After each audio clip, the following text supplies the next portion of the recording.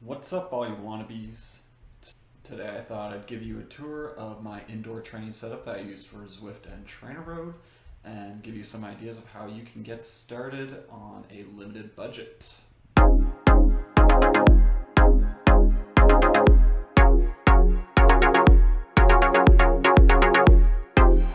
First and probably most important, well, besides a bike to ride, is your trainer. There are a lot of fancy interactive options out there on the market, but a basic trainer such as this Elite Kubo Mag trainer will do the trick to get you started. If you don't got the money to spend on something like a Tax Neo or a Wahoo Kicker, any sort of trainer, as long as you have the right stuff, will get you going on Zwift and TrainerRoad. Good idea to have in part of your setup is something underneath your trainer, like a mat or a towel. I just use a yoga mat that I picked up pretty cheaply, but you can also buy trainer-specific mats that are made by a lot of the trainer companies if you want your setup to be a little more flashy.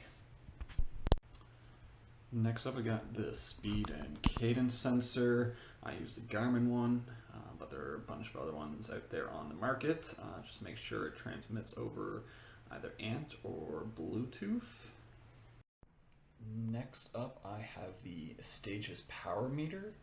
Since Zwift and TrainerRoad are both power-based programs, they need to know the amount of watts you are producing, either then to calculate how fast your character is moving in the virtual world, or to just track your progress in the workout.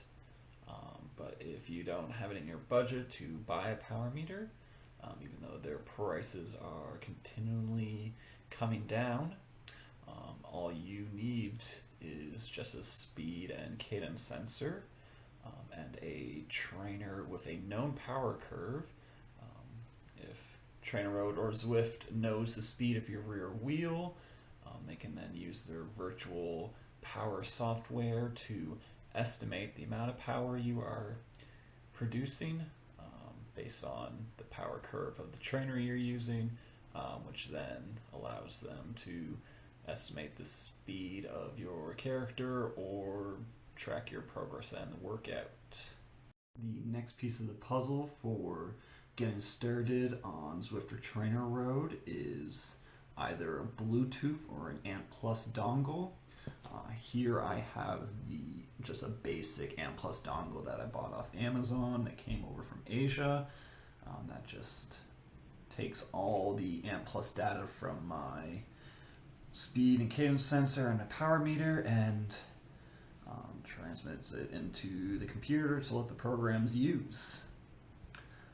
This year I made 2 upgrades to my training setup that made a big difference. First one is this USB extension cord. It allows me to get the ANT Plus dongle nice and close to where my sensors are. In this day and age where you live in a world full of noisy signals, so making sure it's nice and close so it can pick up those signals clearly, especially in an apartment building with 16 different Wi-Fis going.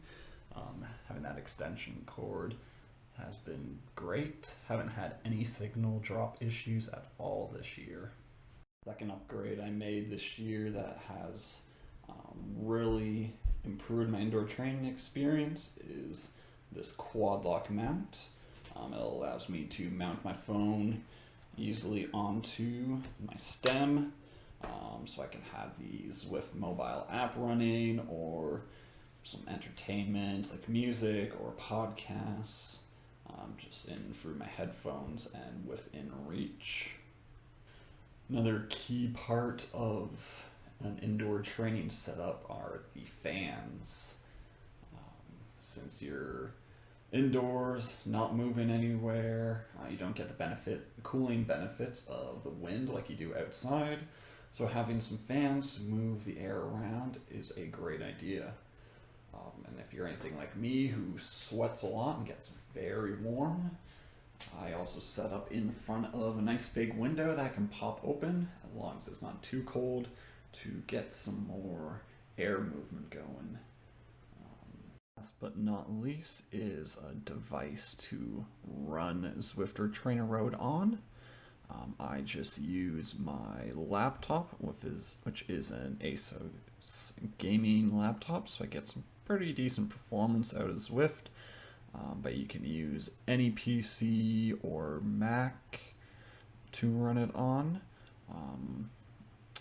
Both TrainerRoad and Zwift also have iOS apps, so you can run it on your iPhone or iPad, both of which are great options for running the programs, because if you have like a power meter or a cadence and speed center that transmits via Bluetooth, you don't need any additional dongles with that. Zwift doesn't yet have an Android app, but TrainerRoad recently released one for Android devices. So if you have an Android phone or a tablet using Android, you can run TrainerRoad on that. But there are plenty of options out there now for what you can run Zwift and TrainerRoad on. So it is likely you already have something in your house that is suitable for the task.